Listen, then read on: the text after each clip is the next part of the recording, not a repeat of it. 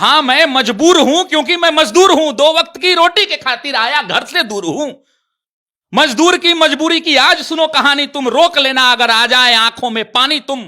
तो कहता हूं जन्म लिया इस धरती पर, किस्मत ने ऐसा खेल किया, 2 वक्त की रोटी ना मिली, गरीबी ने धकेल दिया। खिलौने होने थे हाथों में पर बापू का पेट ही खाली था, उपवास उसी दिन था मेरा जिस दिन यहां दिवाली था। आंखों में सपने गहरे थे पर बापू खींचता रिक्शा है, 2 वक्त की रोटी मिल जाए मैया की बस ये इच्छा है। मुझे पता था इन सब का तोर यहां बस शिक्षा है, पर साहब यहां गरीबों की पूरी कब होती इच्छा है। करेजा मजबूत होना चाहिए। अगर आज बिहार खड़ा हो जाए और बिहार का एक एक व्यक्ति जो कैपेबल है, अगर 2-2 लोगों को अपने यहां रोजगार दे देना, आधा बिहार के बाहर के बिहारी को खींच के लाके बिहार में बसा देंगे। अगर मैं सक्षम हूं, मैं अगर 2 लोगों को अपने यहां रोजगार दे दूं ना, आज आन बान शान की बात की सलाह, मेरा बिहार का आदमी बाहर नहीं रहेगा। मां भूखी बापू भूखा और भूखी बहना घर पर, देखने से अच्छा था मर जाता ले पानी चुल्लू भर। फिर दबा के खुद की इच्छा पहुंचा कमाने को बाहर, छूट गए अपने सारे और छूट गया अपना घर। यूपी बिहार छोड़कर क्या कर दी गलती मैंने, बहुत पिटा यार उन्होंने बस बोली हिंदी मैंने। कभी गालों पर लगता थप्पड़, कभी घुटनों पे चोटें खाई हैं, बहुत दूर हूं अपने गांव से मां आज तेरी याद आई है, मां आज तेरी याद आई है। बहुत डरा हूं सहमा मैं हूं, क्या करूं अब पता नहीं, लौटने को अब घर को मेरे पास रास्ता नहीं। कभी पीटता पंजाब मुझे, कभी महाराष्ट्र ने थप्पड़ मारा है, झूठ बोलते जो कहते कि पूरा हिंदुस्तान हमारा है। पेट की आग है जो लोगों को जाने पर मजबूर करती है। कौन चाहता है कि हम दूसरे के यहां जाएं और दूसरे के राज्य में दूसरी भाषा के बीच में अपने आवाजों को दाब कर रहे हैं। देश आजाद है, देश में संविधान का राज है, लेकिन ऐसी घटनाएं जब होती हैं तो कहीं ना कहीं बुद्धिजीवी वर्ग विचलित हो जाता है। तो सुनो तमिल की सरकार, तुमको इतना आभास रहे और हम हैं बिहारी, हमारे पूर्वज जयप्रकाश रहे। चंपारण की धरती ने अंग्रेजों को भी सलट दिया और गांधी मैदान की हुंकार ने दिल्ली की सत्ता पलट दिया। लोहिया के समाजवाद ने हमको दी आवाज है, अंबेडकर ने सिखाया बस संविधान का राज है। तो इतना करो जितना सहले वरना अब खैर नहीं, हम भी इसी देश के हैं, हम यहां कोई गैर नहीं। मैं इंजीनियरिंग कॉलेज में पढ़ता था महाराष्ट्र में, उस समय एक ठाकरे साहब का वाली कहानी हुई थी। मैं उसमें एक शिकार व्यक्ति हूं, मुझे पता है कि इस पलायन का दर्द क्या होता है। उस चांटे की रफ्तार, वो चांटा मेरे कलेजों पर नहीं इस तंत्र पर चांटा है। दुनिया हमारे यहां पढ़ने आती थी साहब। ये विक्रमशिला विश्वविद्यालय भूल गए क्या?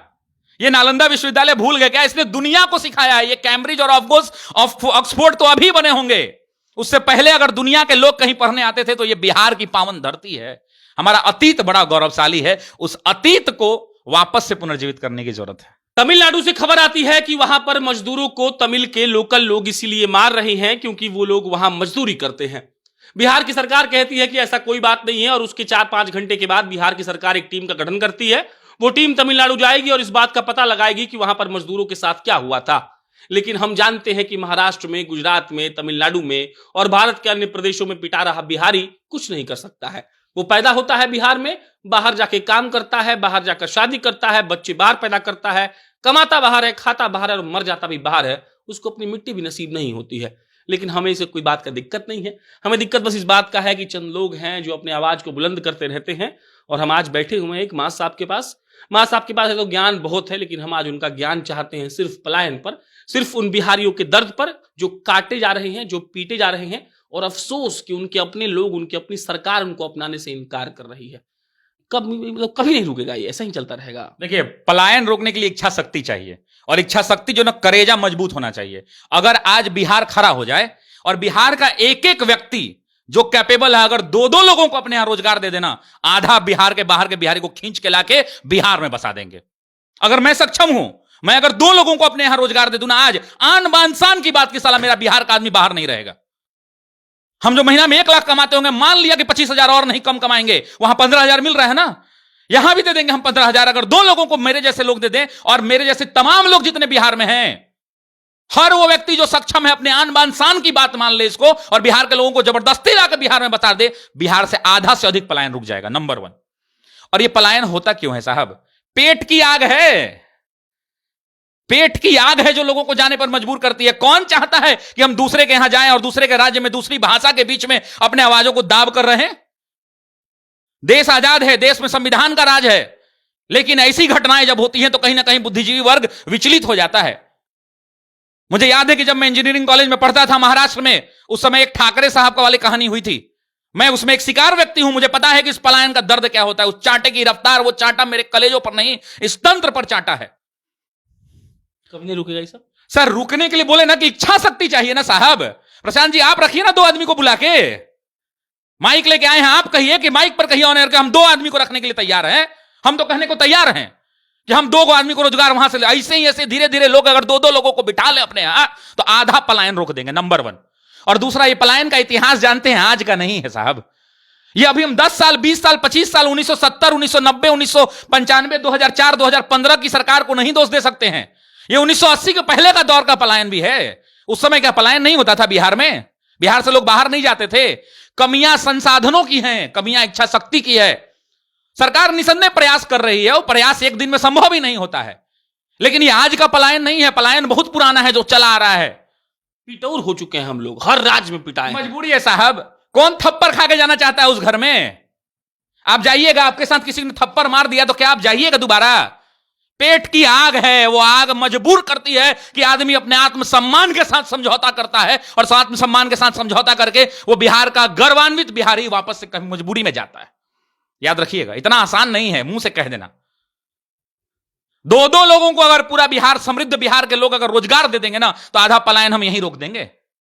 और इसको आन बान शान की लड़ाई लेनी चाहिए बिहार को, और कहना चाहिए कि अब हम रोजगार के लिए लोगों को बाहर नहीं देंगे भाई, 2 हम अपने यहां दे देंगे, 2 हम अपने यहां दे देंगे। आधा रोक लेंगे। सॉल्यूशन बर्बाद कीजिए, प्रॉब्लम पर नहीं।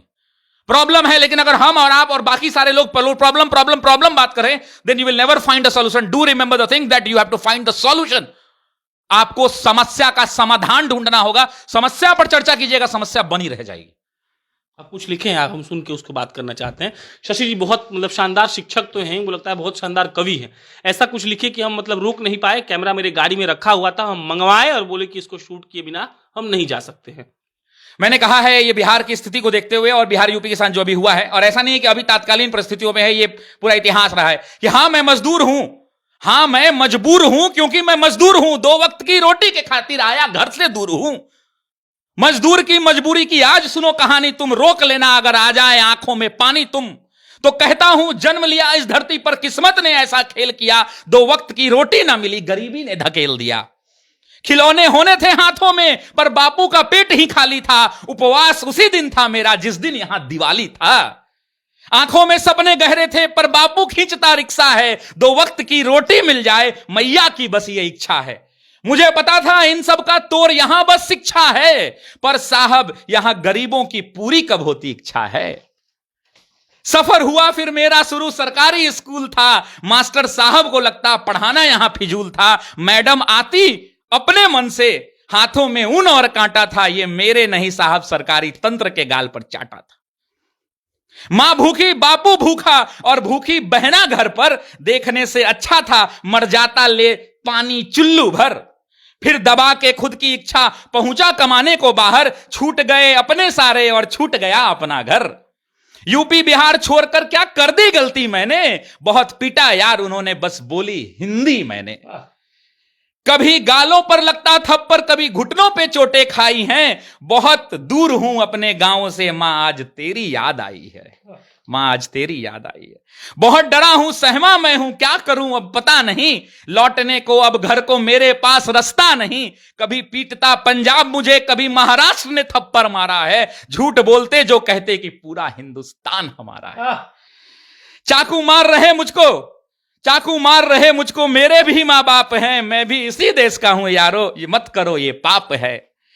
हमने भाई माना है तुमको, बस इतना तुमको याद रहे, इससे ज्यादा कुछ नहीं, ना कोई अब संवाद रहे। तो सुनो तमिल की सरकार, तो सुनो तमिल की सरकार, तुमको इतना आभास रहे, और हम हैं बिहारी, हमारे पूर्वज जयप्रकाश रहे। चंपारण की धरती ने अंग्रेजों को भी सलट दिया, और गांधी मैदान की हुंकार ने दिल्ली की सत्ता पलट दिया। लोहिया के समाजवाद ने हमको दी आवाज है, अंबेडकर ने सिखाया बस संविधान का राज है। तो इतना करो जितना सह लें, वरना अब खैर नहीं, हम भी इसी देश के हैं, हम यहां कोई गैर नहीं। सरकार से हाथ जोड़कर विनती है तो सुनो सरकार से गुहार है, चाहिए अब रोजगार है, शिक्षा का स्तर सुधारा जाए, हम सबको भी निखारा जाए, 2 वक्त की रोटी अब यहीं कमाकर खाना है, मुझको माफ करो साहब, अब बाहर नहीं जाना है, अब बाहर नहीं जाना है। रात को लिखे थे, क्या दिमाग में चल रहा था? सुना देखा तो मुझे लगा कि क्यों ना मतलब इसके ऊपर कुछ लिखा जाए। लगभग 2-3 घंटा लगा मुझे, और फिर ये जो निकली ये आपके सामने है। दर्द तो है, लेकिन इस दर्द को दिखाने से नहीं होगा, इस दर्द की समस्या का समाधान करना होगा। लेकिन शशि जी, सरकार कैसे क्यों नहीं सोचती है इस बारे में? और अभी की सरकार के बारे में नहीं बोल रहे हम, बिहार की सरकारों ने क्यों हम लोग को लेबर बना दिया कि हम बाहर जाए काम करेंगे, क्यों हम रिसोर्स है किसी और के लिए? बताइए, लेबर क्यों बने? क्यों लेबर बने साहब? वाई क्यों लेबर बने, हमको यह बताइए। शिक्षा नहीं था। अगर हमको बताइए तो कोई ऐसा दिखता है जिसने एमए वगैरह किया हो, अच्छे कॉलेज से पढ़ा हो, पटना यूनिवर्सिटी का कोई छात्र दिखता है जो मजदूरी कर रहा हो? है दिखता? कोई है बढ़िया बढ़िया स्कूल का विद्यार्थी जो पढ़ के गया हो, बढ़िया शिक्षकों से शिक्षा प्राप्त की हो? यहां के सरकारी स्कूलों से पढ़कर लोग बड़े बड़े अधिकारी बने हैं सर, सरकारी स्कूल से। अभी पटना यूनिवर्सिटी का मीटिंग है, आप देखिएगा, वो होता है ना, क्या बोलते हैं, ईयरली, जो बड़े बड़े जो लोग एलुमिनी का जो होता है, देखिएगा कितने बड़े बड़े अधिकारी आएंगे, 1-2 दिन में दिखेगा आपको अखबारों में। तो इन इतिहास, इन गौरवशाली अतीत है हमारा यार। दुनिया हमारे यहां पढ़ने आती थी साहब। ये विक्रमशिला विश्वविद्यालय भूल गए क्या? ये नालंदा विश्वविद्यालय भूल गए क्या? इसने दुनिया को सिखाया है। ये कैम्ब्रिज और ऑक्सफोर्ड तो अभी बने होंगे, उससे पहले अगर दुनिया के लोग कहीं पढ़ने आते थे तो ये बिहार की पावन धरती है। हमारा अतीत बड़ा गौरवशाली है, उस अतीत को वापस से पुनर्जीवित करने की जरूरत है। कोई शौक से मजदूर नहीं बनता, मजबूरियां मजदूरी कराती हैं। जब उसके पास रोजगार नहीं दिखता है, उतनी अच्छी शिक्षा नहीं है, समाज में इज्जत नहीं है और भूखा पेट है, मां बाप के सपने हैं, तब आदमी मजबूरी में मजदूर बनता है। और जो शशि जी से बीपीएससी कर ले वो साहब, देखिए, मैं ये नहीं कहता हूं कि पढ़ के अफसर ही बन जाएगा, लेकिन इतना तो तय है साहब कि जो यूपीएससी और बीपीएससी का जो सिलेबस हम लोग पढ़ाते हैं ना, वो पढ़ लेगा तो एक बात तो यह है, उसके बाद इतना नॉलेज होगा ना कि कभी भूखा पेट नहीं मरेगा। नहीं मरेगा, लाठी नहीं खाएगा, नहीं खाएगा, लाठी नहीं खाएगा, वो भूखा पेट भी नहीं मरेगा सर, ये बात जान लीजिएगा। चलिए, शशि जी थे, बाकी हमारा काम है कि हम लोगों के पास जाकर पूछते हैं, जानते हैं कि वो क्या सोचते हैं। शशि जी बेहतरीन शिक्षक हैं, शशि जी बेहतरीन कवि भी हैं, लेकिन जो बात इन्होंने कही कि हम जाते क्यों हैं, क्यों हमारे पास इतना स्किल नहीं है कि हम कोई काम कर ले, इस पर सोचने की जरूरत है। बाकी आप अपने विचार कमेंट बॉक्स में लिख के बताइएगा। मेरा नाम प्रशांत राय है, आप जनता जंक्शन देख रहे थे। बहुत बहुत धन्यवाद।